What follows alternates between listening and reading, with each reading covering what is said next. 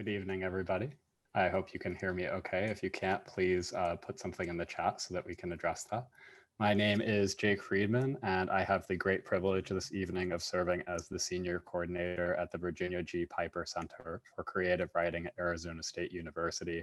Thank you so much for coming to our final event for the NEA Big Read, Bring Them Home, an evening dedicated to missing and murdered Indigenous peoples with Layli Long Soldier, Patti Hibbeler, Valaura Imus-Nahsonhoya, Jaclyn Roessel, and Agnes Woodward, presented with the Phoenix Indian Center and the College of Liberal Arts and Sciences Humanities Division as part of the NEA Big Read. NEA Big Read is a program of the National Endowment for the Arts in partnership with Arts Midwest. The jingle dress you saw was Loved Beyond Words by Agnes Woodward, who is one of our panelists. The ribbon skirt was Seven Sisters, also by Agnes. The sound was a jingle dress dance performed by Donna Amati and her student at the Metropolitan Museum of Art in New York City, January 12th, 2008. So before we go into more formal introductions, my role is to just provide a land acknowledgement and a few points of process before handing it over to our dean for some opening comments, and then Jaclyn to start us off. So while we are currently gathered together in this virtual space from many different parts of the world, and it would be great at this point if you were able to put that part of the world in the chat to see where everyone is coming from. We would like to speak to where the Piper Writers House and our Creative Writing Center reside on Arizona State University. The Piper Writers House and Arizona State University's 4 campuses are situated on the unceded ancestral lands of the Akimel O'odham, Pima, Peeposh, Maricopa, and many other Indigenous peoples. We recognize the original stewards of this land and honor those living here today, including the Gila River Indian Community, the Salt River Pima Maricopa Indian Community, the Pascua Yaqui Tribe, and the Fort McDowell Yavapai Nation. Indigenous lives, knowledge, and stories have been rooted here long before the university came to be. They remain central to the past, present, and future of this land and to the Piper Center's current mission and literary communities. So like I mentioned earlier, Dean Cohen is going to open our event with a few formal comments, and then I'm going to introduce our moderator for the evening, Jaclyn Roessel, who will then introduce Layli and the rest of the panelists. Layli is going to present a reading of 20-25 minutes or so with a video beforehand, and then we're going to spend the rest of the time in a panel and conversation. While you're welcome to use the chat feature to share thoughts and comments throughout the presentation, please use the Q&A feature to ask questions of the panelists. You can also like or comment on questions in the Q&A. If you're using the chat, please make sure that you select all panelists and attendees so that all panelists and attendees can see your comments. During presentations, you can adjust the size of the presentation by using the View Options button located at the top of your Zoom window. You can also resize your screen. We are also having live closed captioning tonight, and so you can hide or view that using the closed captioning button at the bottom of your Zoom window. We are also providing ASL interpretation services. Please note that this event is being recorded and live streamed. You should be able to rename yourself. If you'd like to rename yourself to include your pronouns, you can do that by just right-clicking on your name. And if you run into any technical issues or challenges during the event, please send me a private message and we will work together to figure it out. Finally, I would just like to mention that the Piper Center is committed to creating a safe and welcoming environment for all community members to enjoy our programming, learn from each other, and participate in creative writing and the literary arts. As such, we ask all individuals to please be respectful of each other's thoughts, opinions, ideas, and beliefs. Bullying, aggressive behavior, or other actions that deny the rights of individuals are unacceptable. They will not be tolerated, and they could result in your removal from the space. If you experience or observe any behavior that violates this policy, please send us a private message and we will figure that out as well. With all of that out of the way then, it is my great pleasure to introduce Dean Cohen of the College of Liberal Arts and Sciences Humanities Division at Arizona State University to speak to the mission of the college and this event. So please join me in welcoming, perhaps with love in the chat, perhaps with expressions of gratitude in your own private home, Dean Cohen. Thank you so much, Jake. It's really an honor to be here tonight. And just to give a couple of words before we begin. But first of all, hello and welcome to everyone. It's amazing to see the many places that people have arrived from this evening in the chat, all over the United States and Canada, I see so far. So Welcome, everyone. We're really glad that you're here with us. I'm just going to say a couple of words about the mission of the Piper Center and the mission of ASU Humanities. So recently, ASU President Michael Crow asked me to provide him with 3 bullet points delineating what is best about the Virginia G. Piper Center for Creative Writing. Pretty amazing. I think poets love figures of speech, university presidents love bullet points, and trying to get down to 3 was really hard. But I want to offer them with you because I think they get at the context for why tonight is a culmination of the so many good things that happened in our humanities community, and especially in the Piper Center. So the Virginia G. Piper Center for Creative Writing is a cross-campus creativity accelerator, bringing together students from across the disciplines and faculty from varied fields to explore the power of the written and the spoken word, expanding imaginations and envisioning more just futures. The Piper Center for Creative Writing is intergenerational learning at its best, serving young writers through a lasting partnership with Dunbar Elementary School in Phoenix, which was actually originally founded as a segregated school and is still a minority serving elementary school, all the way up through high school and college students to writers at every stage of their professional career. Now through a partnership with the Mirabella retirement community here on the ASU campus, lifelong learners.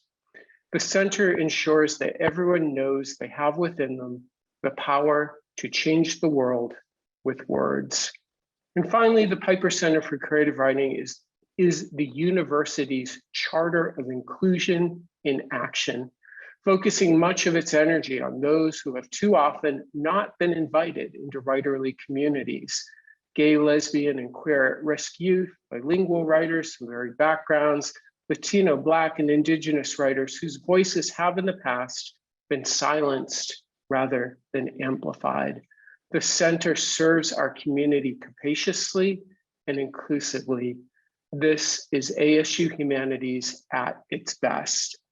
Under the leadership of Tito Rios and through the work of his brilliant staff, including especially tonight, Jake and Angie, the Piper Center has been flourishing for 16 years. With its timely focus and its accomplished speakers, tonight's NEA Big Read feels like it is taking these accomplishments to the next level. It is my pleasure to welcome you here tonight to bring them home. Well, thank you so much, Dean Cohen. And all of this would not be possible without Dean Cohen's leadership and vision, and I think true commitment to creating change within these structural institutions. So we're extremely grateful. We're even, if my great gratitude can even be exceeded, it is to welcome Jaclyn, Roessel, and all of our panelists and our speakers this evening. I do want to get out of the way, so I will just read Jaclyn's biography. A citizen of the Navajo Nation, Jaclyn Roessel is proud Diné Utsan, Navajo woman, a poet, certified personal coach, and a cultural equity and justice consultant. Roessel believes in the power of Indigenous ways of knowing and teachings to support the building of healthy, strong, and just communities. She lives in the Pueblo of Tamaya with her husband and their children. Please join me in welcoming Jaclyn Roessel. It's wonderful to join everyone tonight. It's so such an honor to be here in virtual land, and I really appreciate the opening of giving the land acknowledgement, as we must always remember that even Zoom land is Indigenous land. And I also appreciate everyone who named the Indigenous homelands that they are connecting from. I feel that's really important and so uplifting to be able to see the power of just the gathering that we are all a part of from all over Turtle Island. So Hihat, for this wonderful opportunity. I will be reading and introducing Layli, who will be sharing their work that they've been putting together. It's just incredible to share digital space with Layli, and I'm super excited to also introduce the panelists for the evening. And I think for sake of really just diving into the creative work, I want to, I'll name the panelists and then we'll introduce Layli as part of that. So as I introduce the different panelists, if you want to turn on your screen, wave, say hello, and then we'll get ready to listen to Layli's work. So first I'd like to introduce Patricia K. Hibbeler, who is Salish and Kootenai. And she is the Executive Chief Officer of the Phoenix Indian Center, Inc., an organization with a 69-year history. The center's core services are prevention, workforce development, youth and language cultural revitalization services. Patti is a trustee for the Heard Museum, board secretary for the American Indian Policy Institute at Arizona State University, board president of the National Urban Indian Families Coalition, and vice chair of the Arizona State University Southwest Interdisciplinary Research Center's Community Advisory Committee, member of the Society of Prevention Research, among others. She has made a number of conference presentations related to research and evaluation, both locally and nationally. She is the proud mother of 2 children and 1 grandchild. So welcome, Patricia. It's good to see your face tonight. Thank you. Valaura Imus-Nahsonhoya is a member of the Hopi tribe and has 18 years of direct victim services to crime victims, working in tribal communities addressing historical trauma and trauma-informed practices. She is the executive director of Hongwonsi Consulting Services, LLC, and is chief executive officer of Amahua Resource Center, a 501c3. She's also served as the tribal liaison student, a study coordinator for the Arizona House Bill 2570 Study Committee on Missing Murdered Indigenous Women and Girls, and was the first victim specialist to work with the Department of Interior's Office of Law Enforcement and Security and Crime Victims served by the Bureau of Indian Affairs District 3. Mrs. Imus-Nahsonhoya earned a Bachelor's of Science in Health Promotion from Northern Arizona University and a Master's of Science in Criminal Justice with an emphasis in legal studies from Grand Canyon University. Agnes Woodward is Niawa Isqui. I'm so sorry, Agnes, for mispronouncing. From Kawakatus First Nation, Saskatchewan, Canada. Agnes is a wife, mother, and owner and designer of Recreations, a full-time advocate with the 3 affiliated tribes victim services program. She is also a family member of a missing, murdered, and Indigenous women and girls, 2 spirits. As her aunt, Eleanor Elaine Iwanin, was murdered in 1982, and her family has been active in the movement since the 90s. With focus on healing, Agnes has designed ribbon skirts that has been said to be an iconic symbol of the missing, murdered Indigenous women and girls 2 Spirits movement. She has done several fundraisers for organizations and families of missing and murdered Indigenous people with the belief that love and support for families must always come from a place of compassion and understanding. So those are our esteemed and just incredibly just powerhouse women who will be joining us this evening on our panel. But first, it is with great pleasure that we welcome Layli Long Soldier, who will be sharing with her work. And it's such an honor again to introduce her, who's just a profound inspiration to me as a writer. And so without further ado, Layli Long Soldier holds a B.F.A. from the Institute of American Indian Arts and an M.F.A. from Bard College. Her poems have appeared in Poetry Magazine, the New York Times, the American Poet, the American Reader, the Kenyon Review Online, BOM, and elsewhere. She is the recipient of a Native Arts and Culture Foundation's National Artist Fellowship and a Lannan Literary Fellowship, a Whitting Award, and was a finalist for the 2017 National Book Award. She has also received the 2018 Penn Jean Stein Award and the 2018 National Critics Circle Award. Without further ado, giving a nice digital welcome to Layli Long Soldier, who'll be sharing some of her work. Welcome.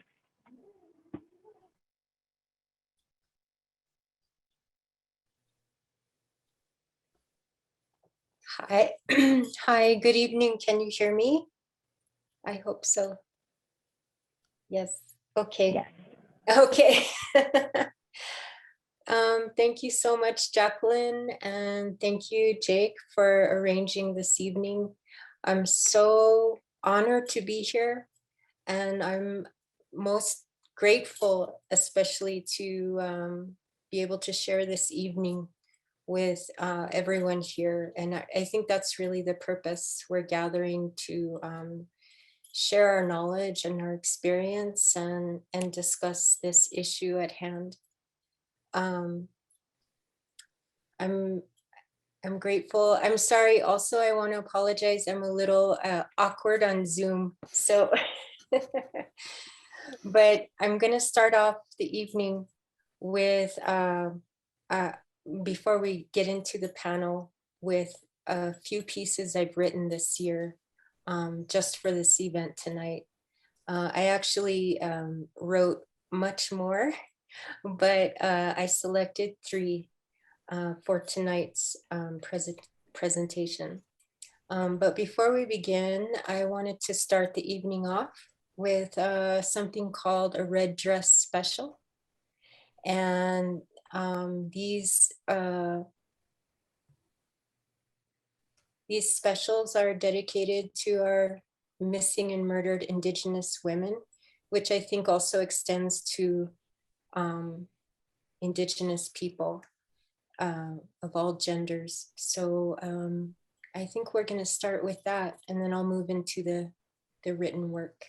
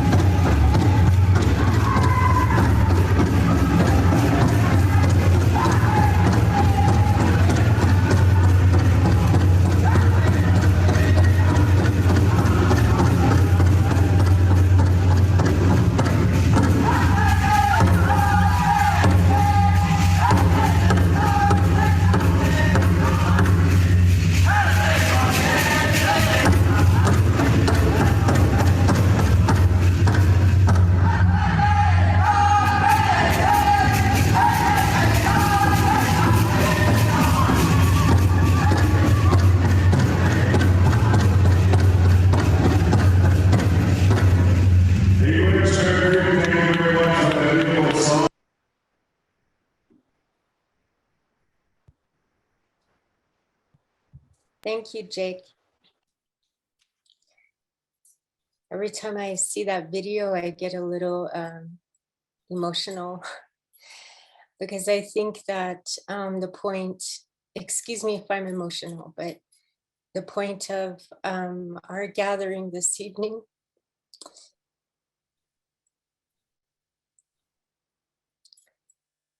is to remember that we're all in this together. I'm going to share a screen because this is, I like to have people read along.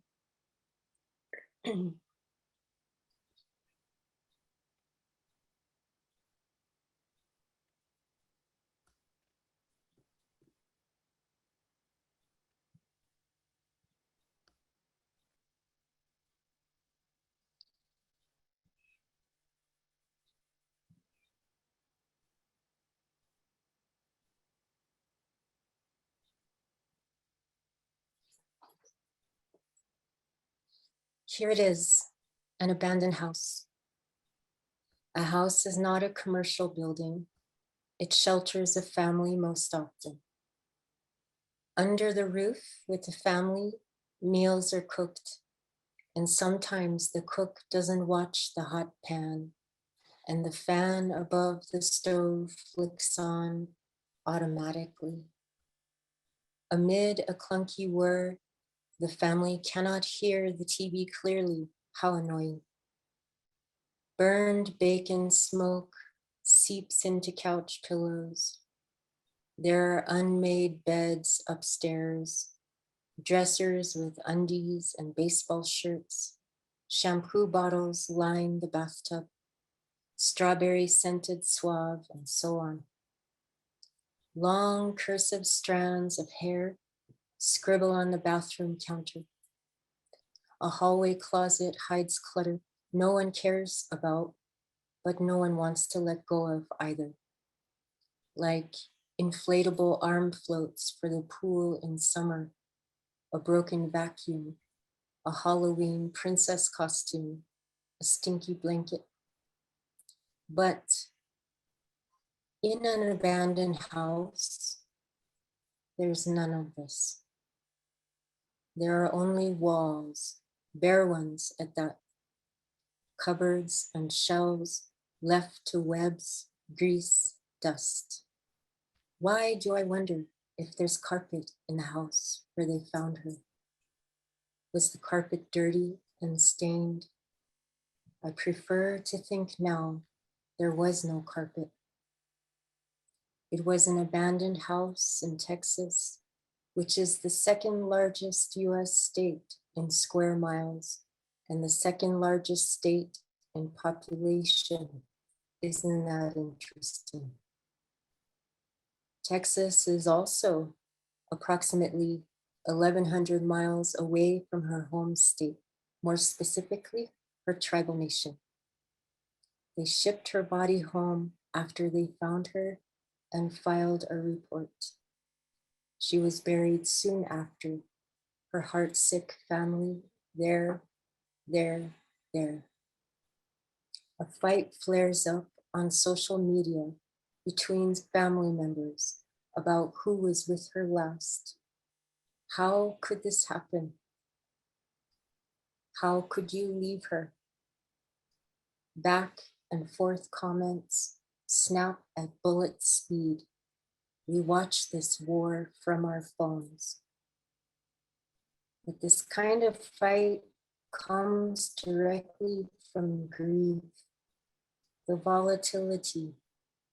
The family members do love each other, a ride or die love. So thankfully, the fight fizzles quickly. And you should know, the family does not use the term missing and murdered Indigenous woman when they post about her. They speak in the burning language of mourning. But when I sit down to remember our missing and murdered women, when I use these terms, I cannot help but reach to her. My blood, my we, Can I write anything for you or about you, sister, that makes a difference? I'm poised at a measly laptop, knowing that a prose block is something of a house, filled with facts and memorabilia, a closet of details, e.g., I could mention your black hair as a waterfall, or your eyes, your gaze, our family's defiance. But it doesn't matter, even if the poem works. Sister, you and I know this house is empty.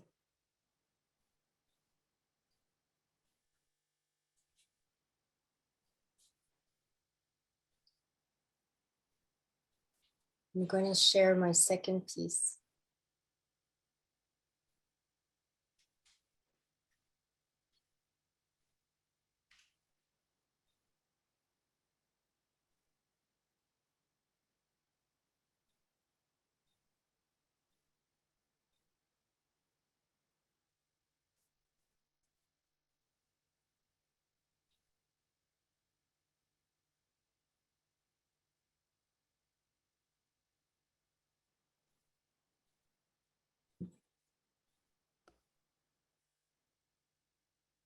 My student defined a river as a liminal space because it's a throughway running between astutely. On each side of a river, a bank. Try stepping onto the bank in the mind's eye and take a breath. This side leads north, let's say, into a wooded area. Smell the tall pine. See the backside of a white-tailed deer flash between the trees. Look behind you to the south bank. That way leads to shale ridges reflecting high noon light. There have been many stories about one river in particular, so large that a boat in its center line is dwarfed in the river's width. And there's a story about one particular young woman found in its waters not long ago. I'm sorry, it's difficult.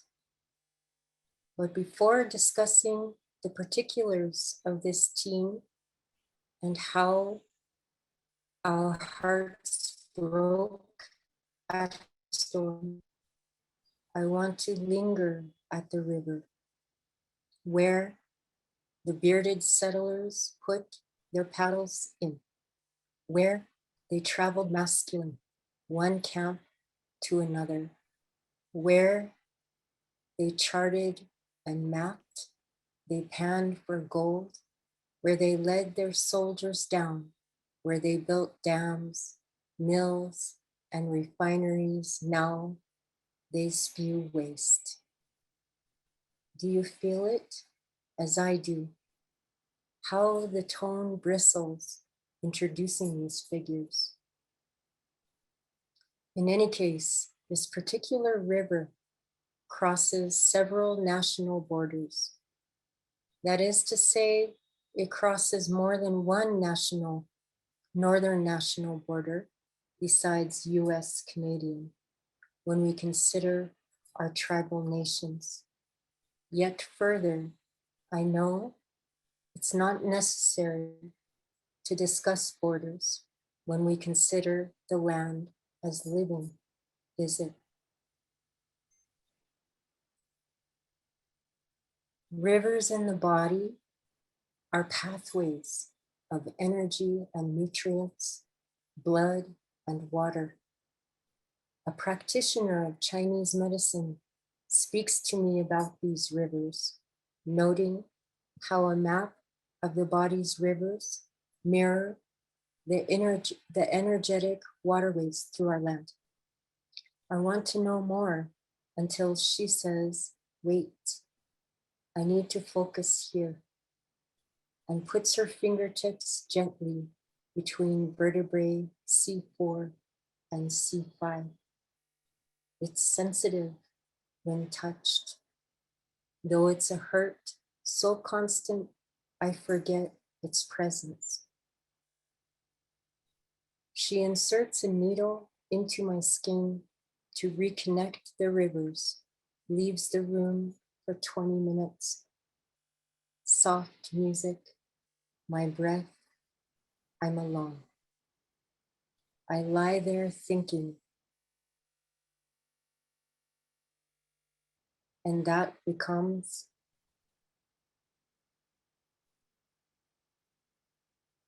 after the session, I'm edgy and irritable, cursing at traffic on the drive home.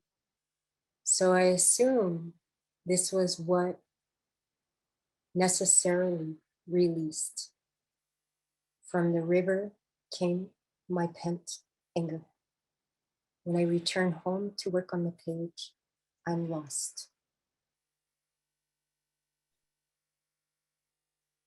If you're ready, I'll share something of the hurt. The particular teen found in this river, they charged a settler man with her murder, though a verdict was reached of not guilty. The autopsy did not report the specific cause of the teen's death. In other words, the cause was reported as inconclusive. It could not be known, therefore, that she died of an unlawful act, the courts reasoned. So the man was free to resume his life untouched. It could not be known that she died of an unlawful act, I say again, when her body was found in that particular river, wrapped in a blanket and taped in plastic, weighed to the bottom by rocks.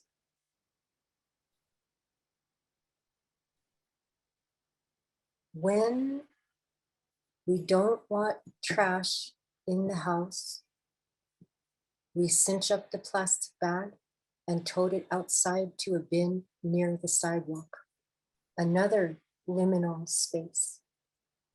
On Sunday nights, we roll our bins to the edge of the street. Someone else will carry our garbage away at daybreak. Out of sight, out of mind, nearby, but not touching us. Trash is unuseful, unwanted, broken, or irreparable waste. There's so much that we already understand about this issue. Yet, when we grieve, we are compelled to ask, why is this river used as a place to dispose so many Native people?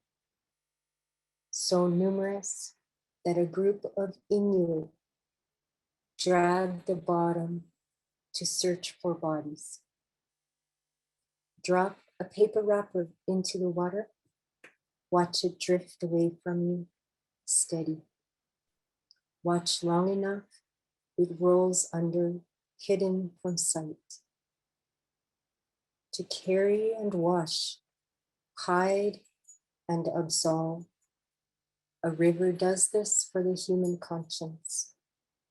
You and I are aware of who's considered disposable in this land. History is evidence. But first, there's a mind. This particular mind is capable of viewing a human as trash. Like you, I'm painfully aware of whose minds those are too.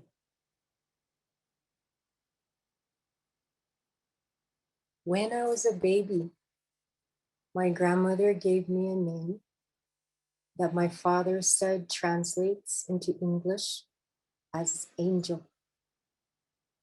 As a child, I was unimpressed by this name, forgive me, because I associated it with the Christian version of angels, fantastical, floating, pale figures. When I was older, I looked up the words of my baby name in a Lakota English dictionary and learned that my name meant something closer to girl who goes back and forth from the sacred. I took this to heart and understood myself as a person of liminality, which suited me better. This river inside me, all that it hides, where does it go? Answering this, like you, sister, is a lifelong pursuit. I wish to share also, this piece was inspired by my teenager who made some work dedicated to this particular team found in the Red River. As I noted in the poem, and they were found wrapped in a blanket and plastic. So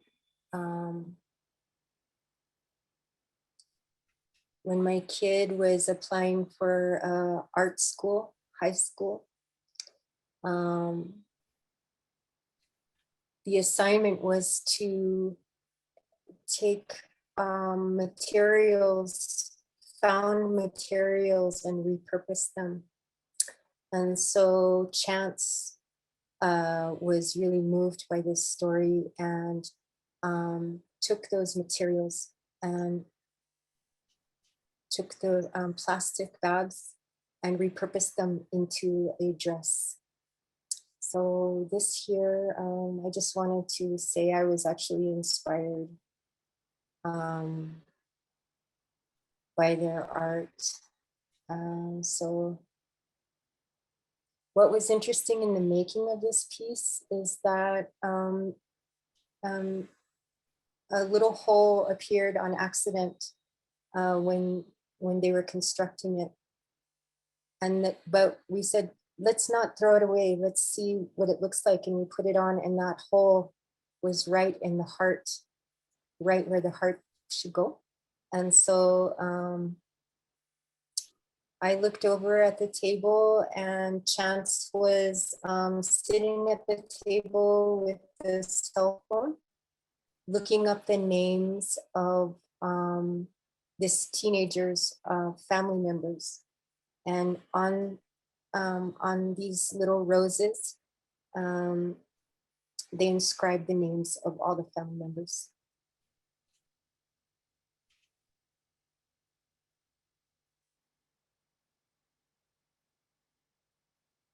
I'm so worried about taking too much time. Should I have one last piece. Shall I finish with that?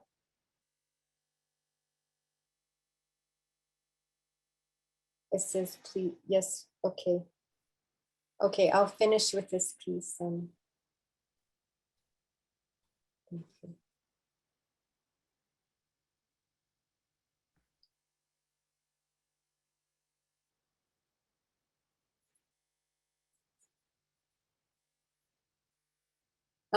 Before I begin, I just want to say, in this piece, I mentioned that powwow is called a wachipi in our language, and I say our language, it's Lakota language. But the actual powwow that this piece is inspired by was held in Canada. So I just wanted to acknowledge that difference, but still I refer to it as wachipi in our language. Here we go. Most often it's called a powwow. You can call it a powwow too, it's okay. And still it is called a wachipi in our language. At one Wachipi, the MC calls the dancers forward for a red dress special. All of the ones that are going to be in the red dress special, he says, make a nice, beautiful circle. All of the ones that are in the red dress special, he says again, we need you to make a beautiful circle around the entire arbor. All right, red dresses, we need you to make a beautiful circle, whether you're fancy, jingle, or traditional. Make a beautiful circle around this beautiful arbor in front of this beautiful arena director. We know the arena director is beautiful now because the MC told us, thank you. And all of the women dancers wearing red, even if it's red nail polish, step into the circle. Line up next to each other around the beautiful arbor. Every one of the dancers looks 100% beautiful too, dressed in their best. A red dress special is held to honor missing and murdered Indigenous women, the MC tells us. We'll shake the fringes, we'll shake the bells, he says. Shake everything here to help the spirit to reach out and bring our loved ones home. The breeze moves. Dancers stand. Their red dresses, their silver jingles. And before the first downbeat, the MC announces,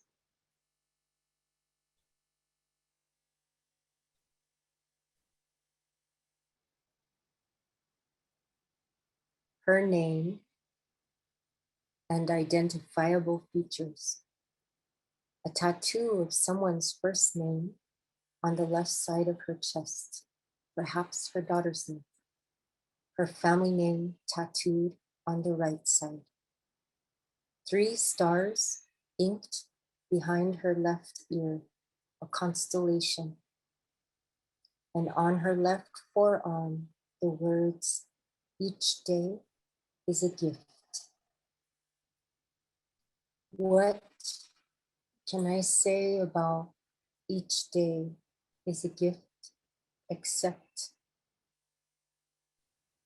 that I reel and jet through an astrophysical black hole, a tunnel to eternity, wailing outward to the keeper of mysteries. She's a young woman, the MC tells us, so it hurts to ask what I already know. What did this tattoo on her arm foreshadow? Each day is indeed a gift as dancers hold their eagle feathers at chest level, preparing.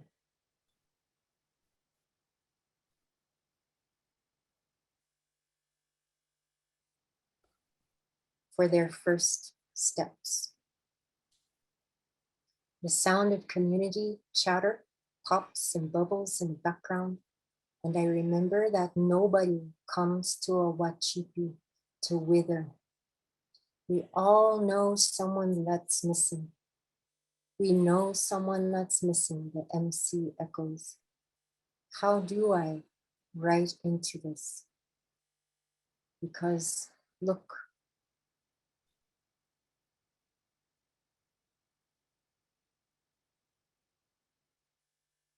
cut glass beads. When they flash along a dancer's shoulders, I feel wealthy, I don't know why. As I eye her regalia, I'm inclined to believe that those beads, the glassy glinting, make everyone in her proximity feel wealthy too. Perhaps that's why she chose them. In the circle, gold fringe hangs lightly. When it brushes the tips of arena grass, it's elegant. And there's a traditional dancer in her golden years. At the back of her head, a hair clip, a beaded rose with a mirror in the center. She turns to a friend and the mirror winks. In this moment, I'm awakened. Why? Because as far as I know,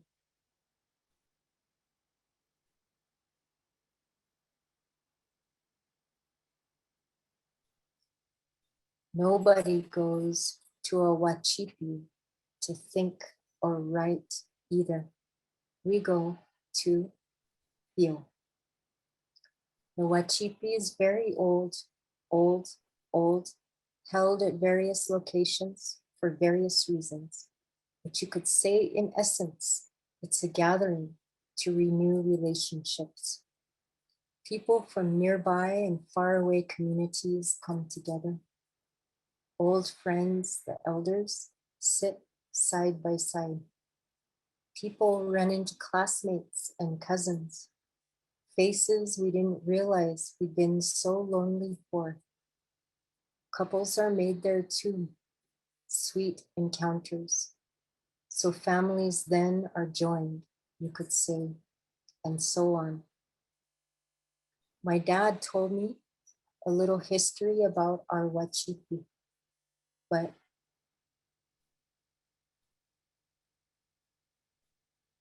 I hesitate to share here because I know that anything beautiful is taken.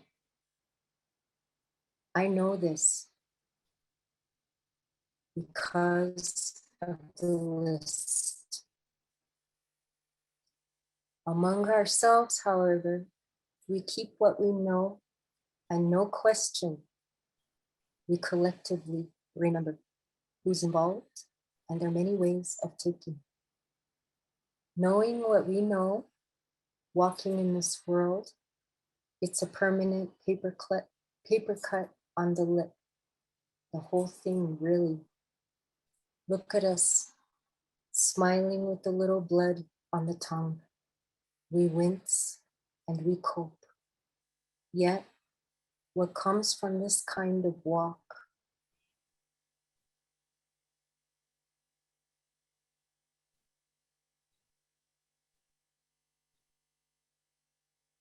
is vigilance. Our children are vigilant inherently. Look at what it does to our faces. Light at every strong angle. Vigilant, we stuck together, and with vigilance, the MC says, we're gonna ask the Great Spirit to bring them home. Ladies and gentlemen, we're gonna ask you to dance for that prayer.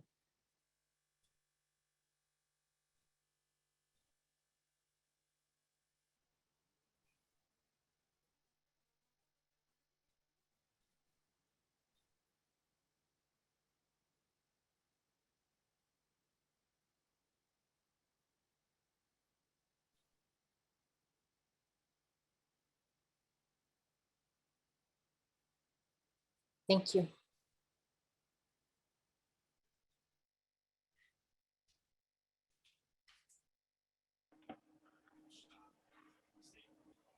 Thank you, Layli. Yeah, the beautiful, just such profound and beautiful words in honor of our relatives who have been taken from us. Your work is just reading the different comments that people have shared in the chat. I know are just some of the profound reactions that folks are having to your work and your words, as it definitely hits our hearts. I'd like to welcome the panelists back to the space. If you haven't already turned your cameras on, we welcome you back. And again, just give moving thanks to Layli for opening our space. And we're welcoming back Patti Hibbeler, Agnes Woodward, and Valaura Imus-Nahsonhoya. We are so grateful that you all can join us this evening.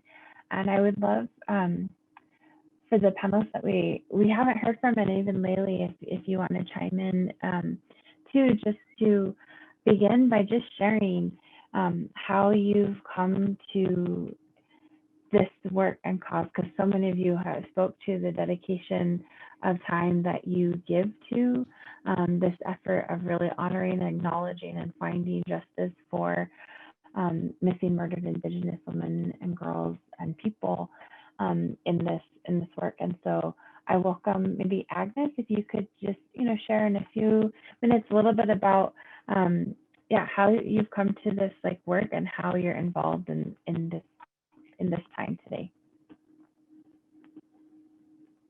Yes, absolutely. So first of all, I am a family member. I have an aunt who was murdered in 1982. Her name is Eleanor Laney Uinen.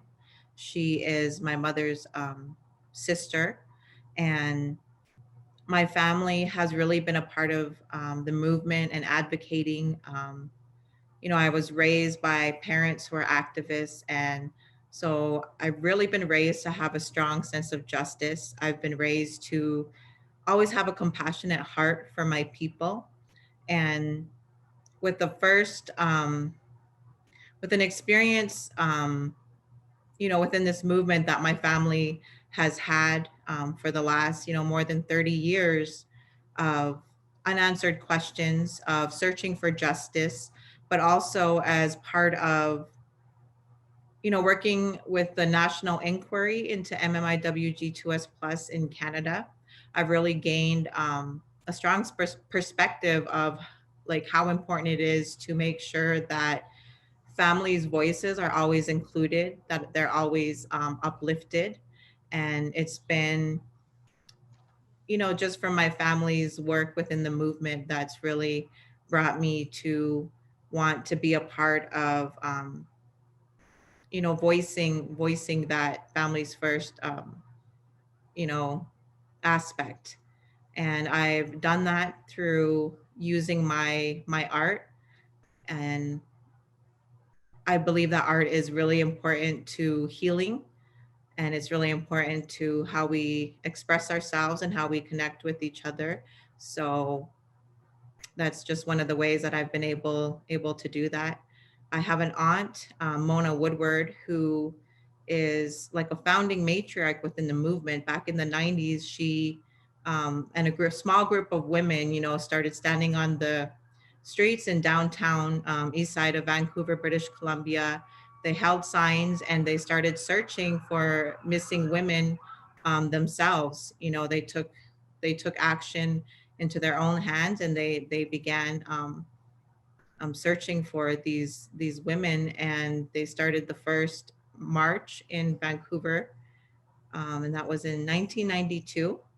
And that's really where the movement began. So my family has been a part of the movement for a very long time, and with the healing journey that my family has been on, trying to seek justice, seeking healing, finding ways to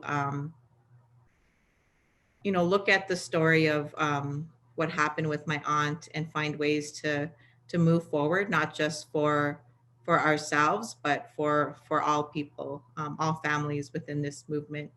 And that's really what pushes me, is my family's experience, seeing their pain, seeing their hurt, but also seeing their strength and their courage.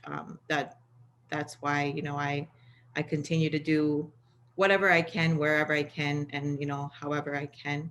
I'm also an advocate for 3 affiliated tribes victim services, and we serve as victims of crimes, and that includes missing and murdered Indigenous relatives. So thank you. Thank you, Agnes. And welcome, Valaura. Do you want to just share how you've come to this work and just how you're involved today? Yes, I'm going to share a screen here really quickly.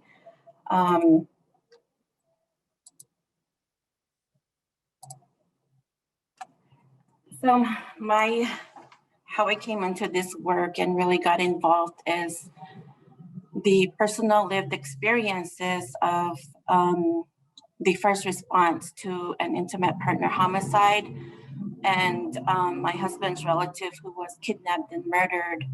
And more personal was my mother, who her husband was missing, and we still don't know the cause of death.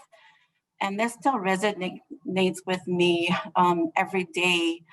These experiences bring the courage and willingness to fight or to advocate for these families, to learn from experiences to enhance or improve our services to survivors and families. And my experience and my passion as you know, of 18 years working in tribal and federal or nonprofit organizations throughout Indian country, and the experiences of advocacy to crime victims, and learning about missing and murdered Indigenous women heightened my curiosity in the movement around missing persons, because my initial thought was, what makes this different to the response of what we're already doing currently in addressing crime victims? Well, there was a big difference that I found, in which adult missing persons is not in crime in many tribal, state, and federal jurisdictions. Therefore, there was minimal or no response to survivors and families. Recognizing I was one of the advocates and programs who either provided minimal or no response to these incidents, especially if there was no investigation involved. I believe in fate, and it happened with me and in my life and my career.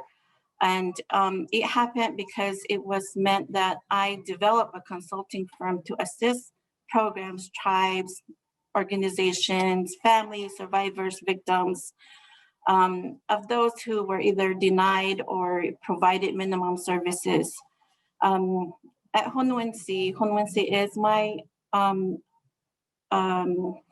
name that was given to me at birth. It means standing bear woman. And through this organization, we developed the missing persons trafficking recovery team, and we're trained as volunteers by law enforcement and survivors to appropriately respond to these type of cases. We're able to assist our families by providing information, resources, and specifically helping and physically searching for their loved ones, working with emergency team members. And thirdly, I've been very honored to be partnered with Representative Jennifer Germain and our former Representative Winona Benali and Senator Victoria Steele in advocating and supporting and being the voice for our survivors and our families through the passage of the House Bill 2570, the Arizona Study on MMIWG. And then through this study, I was able to partner with LaCroix and Milligan Associates and ASU School of Criminology and the implementation of the study. The honor is with other women who are powerhouses and strong advocates, resilient women who are advocating for our families, and engaging our tribal leaders to also support and be part of this movement. So it's been an honor, and to be able to be part of this study that we have done last year. So this is where my involvement not begun but continues. Thank you, Valaura. Patricia, welcome you to respond and share about your work and involvement. Thank you, Jaclyn. I just want to start by saying thank you to Layli and your words. Very, very authentic, heartwarming, and real for all of us. It was wonderful to hear your words. Thank you.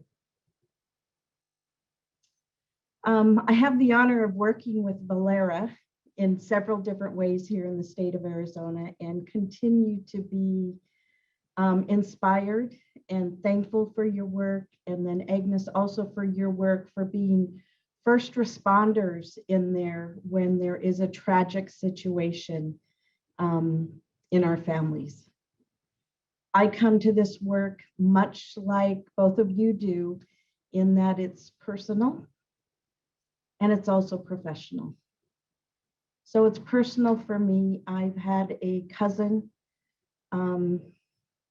that was murdered very tragically about 8 years ago, and then also a niece a few years ago. So it's important to keep working on behalf of the many family members or individuals that we know of across the country. As American Indian women, we all know someone who knows someone or is related to someone where they've had tragedy. And we have to work together to make a change, and that's what's happening. In my professional life, I have the opportunity to lead an organization that can really bring awareness around the issue. We also deal with clients walking in our office every day that are impacted in their lives by someone who is missing and or tragically murdered. So those are things that we continue to work on. We're building awareness in several different ways. We at the Phoenix Indian Center have been doing ribbon skirt making classes. Very thankful to Agnes for being our first instructor, kicking it off, and now Rebecca Jarvie. We have now worked with well over 100 women and made red ribbon skirts. And through that skirt making process, really having conversations about what skirts mean to American Indian women, connecting us to our history, connecting us to our spiritual nature, and that connection to Mother Earth through skirts. So we do that. We're also going to be holding 2 discussion talking circles in the month of April on the book, The Roundhouse. So we encourage you to come in the month of April, join us in our ribbon skirt making and our talking circles, all that will be virtual. And then we're partnering with Valaura and her organization for Missing and Murdered Indigenous Women Awareness Day on May 5th. And we will have a display of all of the beautiful ribbon skirts made by the women in our classes on the Arizona State Capitol lawn. So we hope you can join us for that also.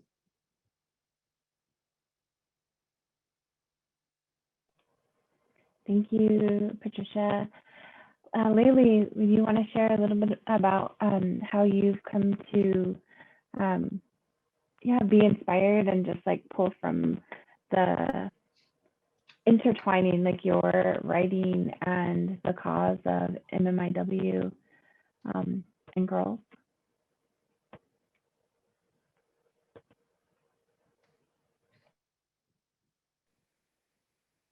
Well, I mean, to be honest, the pieces that I've written were first begun because I received an invitation from ASU to participate in this, to write into this subject. But I will be very honest. At first, I hesitated, and I wasn't sure if I could really, as you said earlier, do it justice. It's, I think, to approach this issue, to participate in it is, for me, it feels like a big responsibility because, there are so many concerns. And I think that we talked about this a bit earlier, maybe in the email exchange or somewhere, or our other meeting, but just the idea that in our work, towards maybe creating awareness or as an artist to write towards our relatives that have been missing or murdered, found. There needs to be a balance. I find that creatively, we want to honor them. We want to keep the tone at a level that is serious in a way, it addresses it with the justice it requires. And at the same time, we don't want to re-traumatize ourselves. We don't want to re-traumatize our families and so forth. So there's all these sort of gears in operation, right? So I think that I did begin this work because of an invitation, the creative work, but certainly it's something that I'm aware of. I've been aware of, for it feels like forever, of course, and from our own family. And even as a mother, I want to say, protecting my child, there are things that we think about in those terms. I'm constantly, like I said in that piece, vigilant, very aware of the dangers out there. So even in parenting, before I began this work, it's something I think about all the time. But anyway, yeah. Thank you. I want to kind of expand and just give folks an opportunity to, we're going to do, and I saw in the chat there are a couple of people who want to know how to get involved, and we'll talk about that. We'll do a call to action. You'll hear from the panelists toward the end of our conversation around just ways to support this effort and advocacy as a non-Indigenous ally. But I think we've talked a lot, and we're coming together really because of the arts and through the arts, right? Through the act of creative writing, and from Agnes's work, which is so beautiful, the work that is happening around healing and the sewing circles that occurs at the Indian Center, to just the way that creative arts and expressions really does have this incredible, really dynamic ability to build awareness, particularly around this issue. It's really, I think, has been a catalyst in growing awareness of the collective cause of why this is relevant.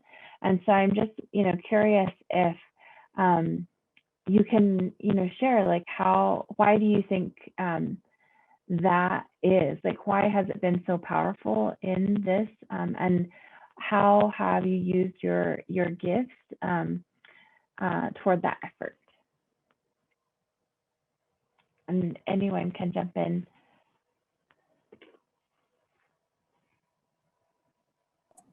I can share. I'm going to go ahead and share a couple slides here as well. Oops, sorry. Let me go back to this, sorry.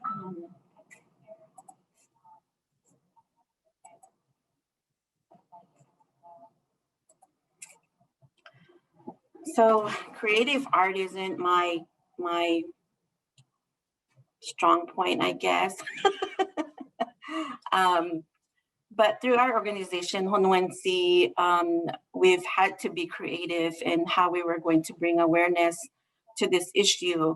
I've been so fortunate that we've had many individual survivors and families specifically who've come forward wanting to be part of the awareness activities, but not necessarily wanting to be viewed as a survivor or a family. So they're kind of in the back, right? And family who have been very supportive, friends who have been very supportive in bringing awareness. One of the things that we've done creatively is that our running friends organized a 5-series run honoring 5 tribes in Arizona, and artists had donated their art, and we developed medals, running medals out of these art. And we were able to do our Peepash women, our Diné women, Apache, our Pi relatives, which is tomorrow. That run is tomorrow. And then our last is our Hopi relatives. It's been a great honor, again, working with them. And it was an expression for themselves as artists to share, whether it was their family member, but it was almost a healing as well for them. Like Patti had mentioned, we are in collaboration for our 2021 May activities, also with the House of Representatives, the ASU School of Social Work, School of Criminology, and we are going to have several events throughout the community, throughout Arizona. So this is just one of the flyers. We are going to have Arizona Day of Action, and where we're going to talk about our findings of the study. And we're also, like Patti also mentioned, we are going to allow them to display their ribbons of CIS. And I think that's really important that they had that opportunity during this time, and what we're calling a cell phone vigil rather than candlelight vigil. We don't want to burn candles. So in honoring, and we've had the great opportunity from the state to acknowledge missing and murdered, and lighting our Capitol red. The picture on there was from last year. So this has been a really great opportunity for us to share the awareness as well. We are going to also have some other awareness activities throughout the month, and more virtual workshops, obviously due to COVID. So, these are some ways that we're able to share what our community is wanting to do as far as bringing awareness to missing and murdered. And it's been very challenging, but yet it's also been very hopeful to our survivors and families that we're continuing to bring awareness and education around this topic virtually. I think we've had more participation than we would if we did this in person, virtually, and given the space that we allowed them to comment through chat, we've allowed them to comment, personally, not that the whole group is looking and sharing or viewing their comments or questions. So it kind of gave this private platform for them to share and ask so many questions. So that was the I guess my biggest takeaway from all of this, because I was able to connect with so many families and provide resources, provide services to them. Otherwise, I honestly don't think that I would have been able to do that if we did many of this in person. So I just want to share that, that creativeness comes from everyone, and I just bring, like, whatever you want to do, when you feel passionate about it in your heart, I'll support you, and that's just how it's been. So, it's been wonderful, really wonderful, and partnering with many agencies here in Phoenix and throughout the state. So thank you. So I'll go ahead and jump in, Jaclyn, on that question. I think art is not only expression, but it's also a way for healing and education. I'm going to share screen for a moment. Hopefully I do it right, because I didn't do it right before. So let's see if it works this time. Can you see my screen okay? So this is just a little bit about our Red Beginner, the Red Ribbon class. And I really want to thank you, Aggie, for bringing us this class. And then now we have Rebecca Jarvie teaching it for us. But you'll see photos. This was a completely virtual class across the board for everyone, even birthday celebrations during class. But we followed up with all class members, and we kind of asked them to give us one word about how they felt about this class or what they learned.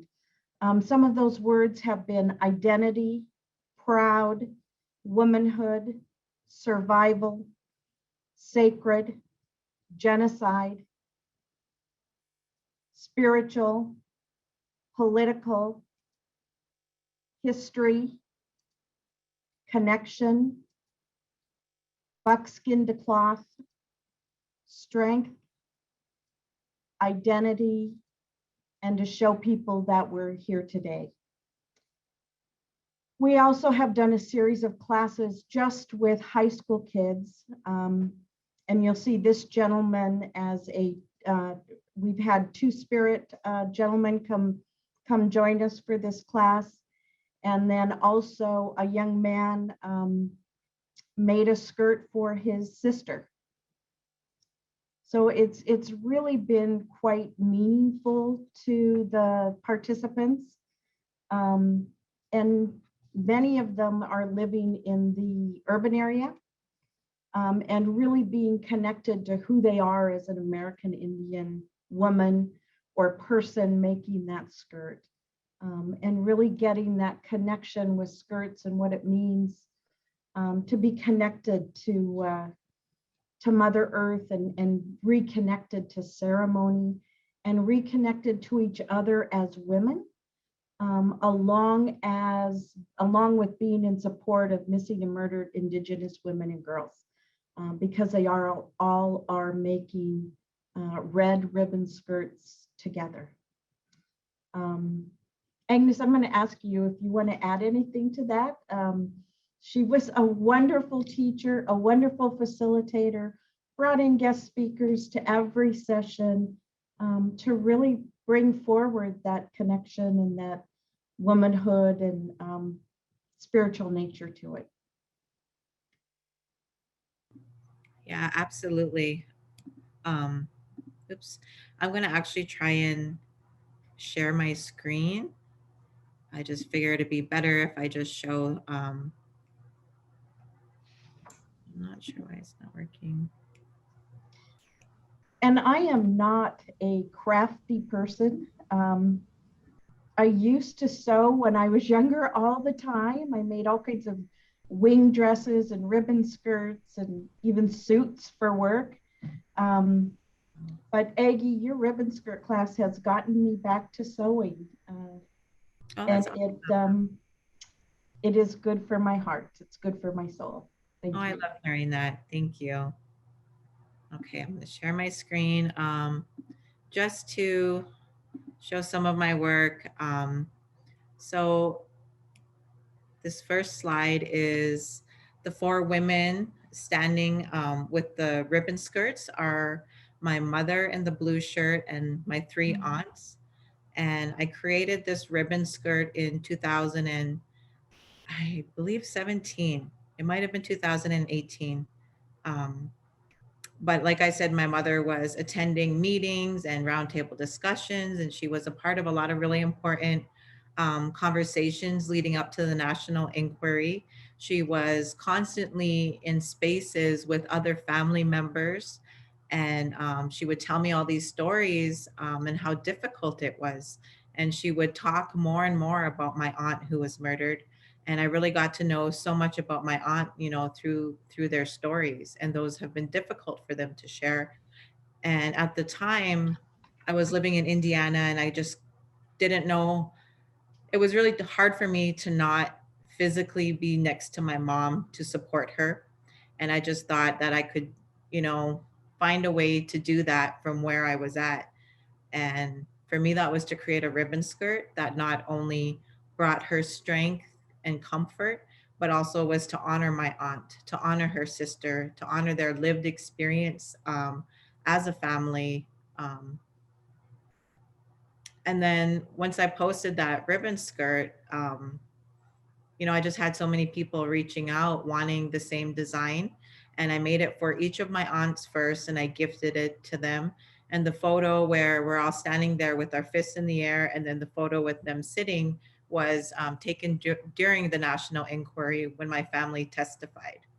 And at the national inquiry, you were only supposed to have 4 family members who were, you know, allowed to speak, and only like 1 or 2 support persons sitting behind you. But because we believe that we have a say in what healing looks like for us, my family, we all sat there. we didn't allow anybody to tell us who and how many, can be there. We all sat there as a family and everybody spoke, not just the 4 women in front. We all had the opportunity to express ourselves. And I think that's important, to give that space to families, to not control, how they speak, how they tell their stories, and how they heal. So this has been a huge part of that. And with my family's permission, I've really created today over 300 of these ribbon skirts. And they are all over the United States. They are all over Canada. They're owned by hundreds of family members, but also activists and advocates and politicians. And it's been a real honor, to share that part of me, part of my art with the world, with this movement. I wanted to share this painting by my husband, Whirlwind Bull. He painted this a few years ago, and he painted it for an organization that my mother is a part of, and they were organizing a family gathering. And so they asked him to come up with like a logo. And, after some good thought, he painted this painting, and it brings a lot of emotion, to a lot of the family members from what they have expressed. And then here, the ribbon skirt again, there's 2 times that it was, in front of Congress when they talked about Savannah's Act, and, Representative Buffalo, Ruth Buffalo, testified. And that was a huge moment for my family, because just feeling like you come from this, small place that people have never heard of in Saskatchewan, and something that represents our life and our story is in a place that makes these important decisions for all of the people in these countries, was really impactful. And it made us feel acknowledged, for all the hardships that they've experienced. Just some more photos of my family, and you can see that, we wear ribbon skirts and long skirts. And here's my aunt, Deb, I'm sorry, Deborah Green, and she's wearing a t-shirt that I also design and sell. My husband, does the paintings and the artwork, and we just, put that on t-shirts and stuff. But a lot of times our profits will go directly to organizations that work with family members or to family members, whether they're raising money for searching. Just a collage of some of the women who've ordered, that ribbon skirt that I made. It's meant to bring connection, amongst our women. It's meant to empower us. It's meant to remind us that even through all the hardships, we still carry with us, a strong matriarchal power, meant to comfort us. And then last year for May 5th, I decided to make a jingle dress with red jingles, excuse me. And I worked with family members of missing and murdered, and I asked them to submit words that describe their loved ones. Because, growing up in the media, when you would see an Indigenous person, you would only hear negative aspects. You'd only hear stereotypes, really racist views of our people. And I just thought that in a way to, combat those negative views, I wanted to put words of love. I don't want people to say, oh, this person had, marijuana in their body, or they had, this much alcohol. Like, we don't need to talk about those things or focus on it, because at the end of the day, they are somebody who is loved. They are a daughter, they are a mother, they are a sister, grandmother, niece, brother, uncle, dad. There are people who hold value in our lives as families. And I just wanted to, the dress is called Loved Beyond Words. And it was also a way to show how you can express yourself, you can make something meaningful, you can raise awareness, while also honoring the people who are affected every single day within this movement. that's really why I decided to create this piece. And working with more family members, and because after I posted it, I had so many inboxes and messages and comments of families wanting to be included. So I'll be adding them, you know, for this year, for May 5th, for our event. But also my family is part of the organization that I said, you know, my husband made the logo for. They held, you know, a first of its kind, a MMIWG2S family event that was only for family members, and it was organized by family members. And they made sure that this event was a space for healing, and they made sure that it was accessible to families of Saskatchewan. And in Saskatchewan, there is 150 women, girls, and Two-Spirit that are on, you know, Canada's list of MMIWG2S+. So I was commissioned to make 150 of my 7 sisters ribbon skirt to gift to the families. And that was a difficult task, but with the help of, you know, Val Eagle Shield, of my husband, my children, and so many community members, we were able to get 150 ribbon skirts done and to gift it to them. And it's probably one of the most meaningful things that I've done, and really impacted me, being in a room full of people who have these really difficult lived experiences. But the ribbon skirt, you know, it does that. It brings attention. When a woman walks in the room, you know, you can't help but notice it. And that's the attention and the power that that ribbon skirt has, represents us as women. And, you know, and we deserve to be acknowledged and respected in such a way. So thank you. Thank you, Agnes.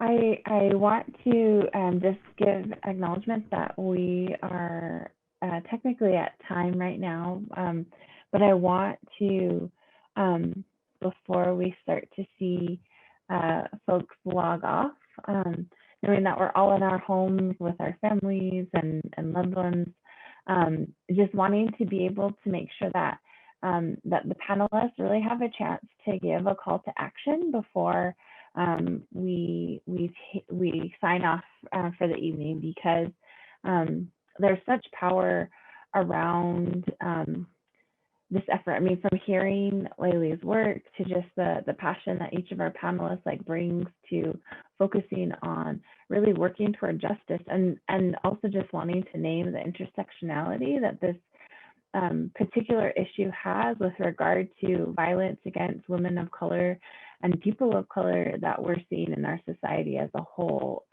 right now, thinking specifically of our Asian American relatives who just very recently faced violence very much from this intersectional lens that Indigenous women face. And so I'm really interested in bringing forth the voices of our panelists to just name calls to action. I know that there are specific questions in the chat that relate to those folks who are in Arizona looking for organizations to support, but also wanting just to acknowledge that we have a panel that's kind of spread out, and then you all are involved nationally in this work, so I want to name that too. And also just from the place of recognizing that the internet is a really powerful tool, and that this movement has grown so much in the last 5 to 10 years in the access that I encourage non-Indigenous allies to do research, that it's actually not hard to find organizations to support, and you don't need Indigenous people to hold your hand in that.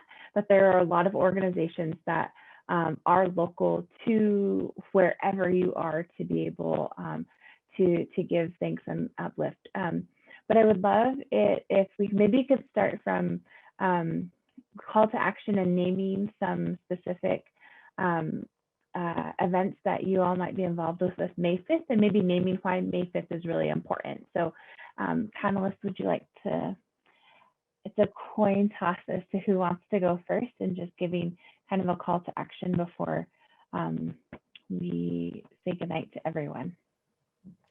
I'll go ahead and jump in, Jaclyn. Thank you so much for sending people to the internet, because you're right. There is so much information there. I think being a data person, it's so important to know the data, look at the reports that are being written, really try to understand the issue. And you can do that again through your searches and reading what you find on the internet. I put in the chat a few documentaries that are good to get your hands on and watch. That's where you really hear the personal stories. And I think you need to hear the personal stories to really make that connection for what's happening in Indian country, whether it's on reservation or off reservation. I think those things are really important. I talked about, if you want to participate in our ribbon skirt making, you look for us, the Phoenix Indian Center. And then also our book, Talking Circles for the Roundhouse book. And then May 5th coming up is going to be celebrated all across the country in every state. And my guess is a lot of those things are going to be happening at the state capitol. So if you even Google in the state that you live, you'll get connected to some awareness event on May 5th. As we create greater awareness and we move this forward, we can't do it alone in Indian country. We need you to learn and support us along the way. So please come and join our efforts. Thank you. Thank you, Patricia. I just want to add to what Patti has stated. Even my own learning processes is following our state and federal and tribal legislature in their current events or their bills. I felt and know that it's really important being a voice and supporting these bills if it's very personal to your community or even you. And we're still learning about the impact around missing and murdered of our Indigenous people. And I always like to just open opportunity for anyone to reach out and, you know, I'm a very good listener, and, you know, I want to be able to have it open that you can contact me as well. And then through the Honwansi Consulting Services Facebook page, we post a lot of our local and national missing persons flyers. Not just for Arizona, but everywhere else. But sometimes we put it out urgently because we recognize our families tell us that if they've been spotted in certain areas, and we want that to go out immediately. And just in closing, I want to share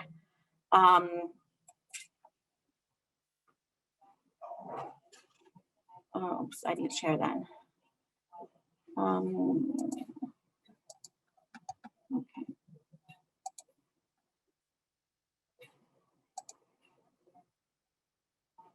Is that one, I want to acknowledge my brother. His native name is Charlie Lewis. He is an artist, and recently I've been having dreams about missing women, men and boys who we've been searching for. Didn't understand my dream, but I remembered he drew this image here, and you know, he shared that what it meant to him was that our Native sisters are no longer hurting. They're heading to the place of comfort and no more tears. So this just really resonated with me, as well as, you know, we're all in this movement together. We all have brilliant minds, and as we come together, whether it is through grassroots, direct service, artists, politicians, tribal leaders, law enforcement, survivors, and many others, we can come to a strategy to minimize or end violence against our people. We want to eventually be able to help to bring our relatives home. And thank you, Asboli, for having me tonight. I'll put my contact information in chat. Thank you.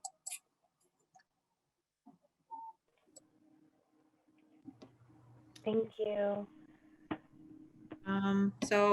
I guess I'll do a couple calls to action. for allies, I would just ask that you take the time to educate yourself and not understanding this movement, this epidemic is understanding why in Canada it's being called genocide. It's more than just the stories of the families right now. It's about a history of our experiences, and it's a history of racist policies, and understanding that a lot of the violence that we see and that we face, it's really been a part of colonial history of the Americas. And so just taking the time to educate yourselves and really understand history as we know it through our experiences. There's a lot of resources out there. And I had put in the chat, I was trying to type a couple in there. And thank you, Jake, for adding the websites to each of those, like the National Inquiry, Power in Place. It explains a lot of, why genocide is an important term to use when talking about missing and murdered Indigenous people. But for organizations, for advocates, for people planning events, for artists, for anybody who is taking step into this movement, I ask and call on you to find ways to be inclusive to family members, to include their voice, and to listen to their needs, to invite them to make things accessible for them, because the pain and trauma that families carry within this movement is really never ending, especially when they don't see justice. Families live with this every single day. They don't get to clock out. They don't get to take a step back. It's something that is with them every day. And so I just think that it's important to understand that everything that we do, whether it's awareness, whether it's research, whether it's fundraising, everything should always be done in a way that honors families. And all of us, whether we're family members, whether we're Indigenous, and whether we're allies, can find ways to support families. And a big one is financially. Families often have to fundraise themselves to, to gather materials or to start searches for their loved ones. And they often have to search themselves. Sometimes they want T-shirts with their loved one's name and things to honor them, to wear at a march or to get banners. There's so many families that are always reaching out to community and to people, especially on social media, for love, support, and encouragement. And I think that's a really good way to help family members directly. Help when you can, donate when you can, buy a shirt. If somebody's making art and they're donating proceeds to an organization that works directly with family members, I really encourage in supporting that. So those are my calls to action. Thank you. Thank you, Agnes, for such powerful reminders. I want to maybe ask Layli to add anything that you feel necessary in terms of a call to action.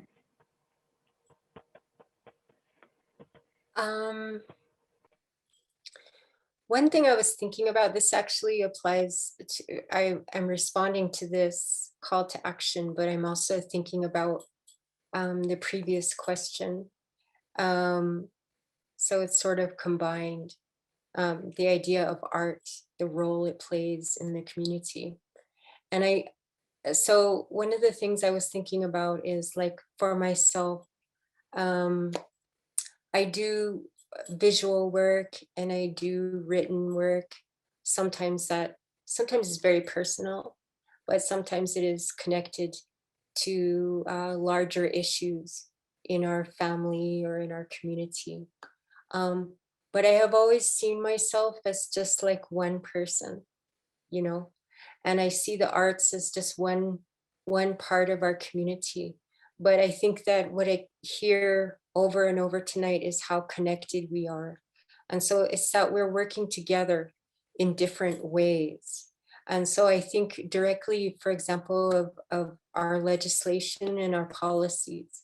I think I saw someone in the chat mention that Deb Haaland, Representative Deb Haaland, was wearing one of Agnes's skirts. Is that correct? When she was sworn in as Secretary of Interior. That's incredible to me. Everybody was sending pictures around on the internet of her beautiful, beautiful skirt and what she was wearing that day. Like, all of us had such pride, such glowing pride to see her, you know, holding up her hand. And I had no idea that was your work, Agnes, but that is such a shining example of how connected we are, how we help each other, how we support each other. And you know, it is, I always feel I want to do the best that I can. I want to give what I can, but I know it's not enough. I know that it has to be in unison with everyone else. And especially, you know, we have to, the biggest changes come, in my opinion, through policy and legislation. And so, like, I recently started a piece, because I've been writing on this subject now, a piece addressing how important, and it was Deb Haaland was instrumental in passing this Savannah's Act. And I hope I'm correct, but that's what I understand. And I don't know if a lot of people know why this is so important.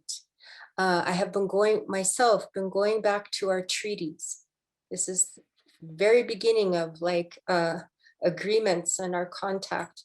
And the language in those treaties that completely disabled us from being able to protect our own people and to carry out justice.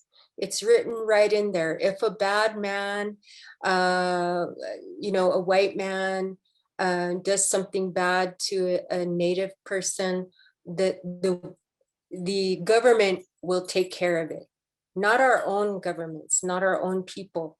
I mean, this has been in place. And so to have the changes coming into place where we can begin to take care of our own people, to have justice in our own communities, that's incredible, because these loopholes are used by others, you know, to their advantage, you know.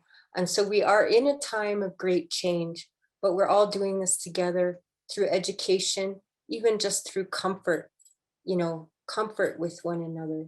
And so that is my call to action. Whatever it is you do, if you're an educator, a teacher, you know, educate your young people. If you work in the health field, you know, do what you can to educate the women there, and so on and so on. That's just my call to action, and work together.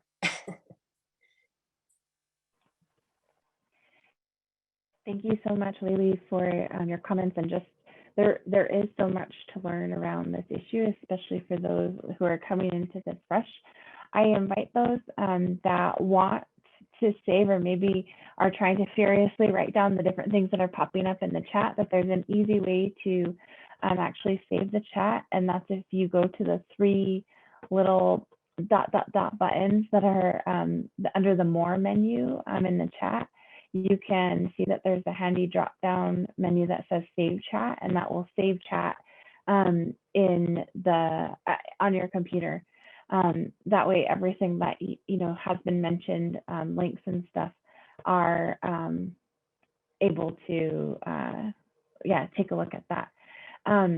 So I just want to give thanks to all the panelists who gave their time to be a part of this conversation, and encourage you to follow the organizations, the work of these incredible artists and creatives, and to, again, continue educating yourself about this issue, because there's so many points of entry.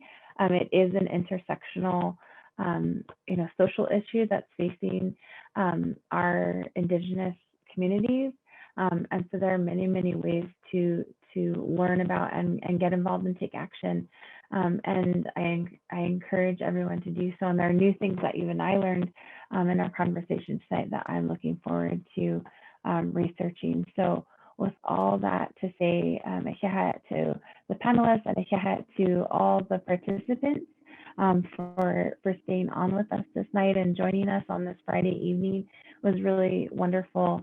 And thank you, Layli, for really grounding us in your creative work as part of this opening conversation this evening. So thank you all so much, and take care. Thank you. Good night, everyone.